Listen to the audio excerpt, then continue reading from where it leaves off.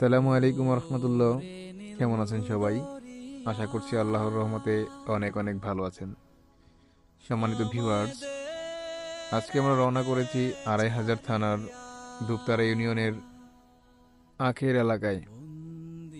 ওইখানে আখ দিয়ে কিভাবে গুড় তৈরি করা হয় সেটি আজকে দেখতে যাব। এইখানে আখ দিয়ে কিভাবে গুড় তৈরি করা হয় সম্পূর্ণ প্রসেস আপনাদেরকে এই ভিডিওতে দেখানোর চেষ্টা করব ইনশাল্লাহ। সাথে থাকুন, দেখতে থাকুন আমাদের আজকের এই ব্লগটি। ছোটবেলায় শীতের সকালে ঘুম থেকে ওঠার পর বাবা এক টুকরো হলুদ ও গুড় দিয়ে দিতেন খেতে। বলতেন হলুদ গুড় খেলে লিভার ভালো থাকে, ত্বকের উজ্জ্বলতা বৃদ্ধি পায়। মুখে দিলে মুখটা কেমন যেন কোষ্ঠে মতো লাগতো, কিন্তু ওই গুড়ের টুকরো অনেকটাই ব্যালেন্স করে দিত ব্যাপারটা। মনে মনে ভাবতাম এটাই বোধ হয় কারণ হলুদের সঙ্গে গুড়টি দেবার। কিন্তু বড় হয়ে যখন গুড়ের গুণাগুণ জানতে পারলাম, তখন বুঝলাম শুধুমাত্র কোষ্ঠী ভাবকে সমন্বয় করা নয়, ওই দুটি জিনিস একসঙ্গে খাওয়ার উপকারিতা অসীম। গ্রাম বাংলার এ ধরনের খাবারগুলোই ছিল ঔষধ। দৈনন্দিন আহারের মাধ্যমে এগুলোই শরীর ভালো রাখতে সাহায্য করত।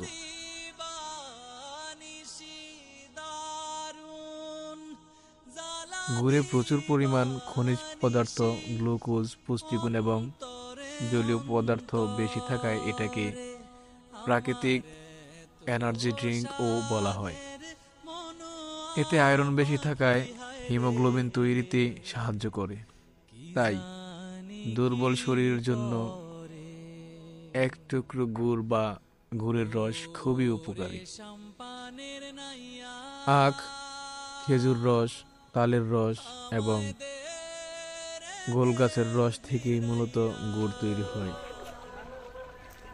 স্যার কেমন লাগতেছে? হ্যাঁ, আলহামদুলিল্লাহ খুব ভালো লাগতেছে। কত কেজি? 200 টাকা কেজি। আমি 200 তো দাম হয়। আমি সিরাজগঞ্জ থেকে এর আগে আনছিলাম 80 করে।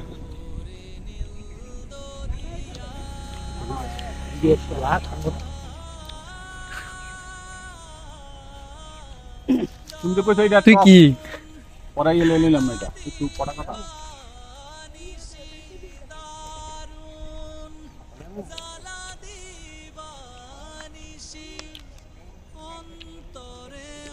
গুড় টকবক করে ফুটতে আছে?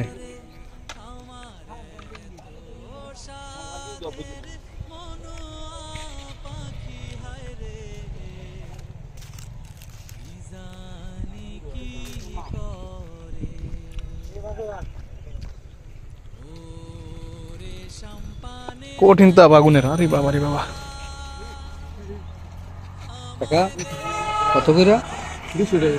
আচ্ছা, আপনারা গোলা বানান না? একটা গোলা করে যে এটা বানান না? না, সাবান করে আমরা সিরাজগঞ্জ গেছিলাম, এর আগে গোলা গুলো আনছিলাম আর কি,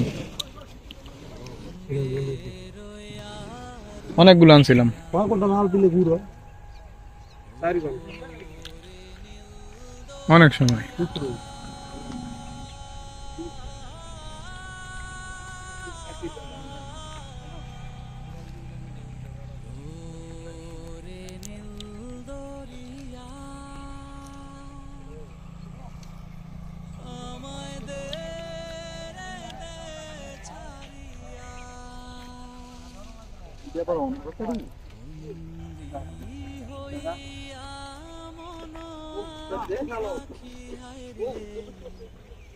হুম, এটা দিয়ে ভাঙে না।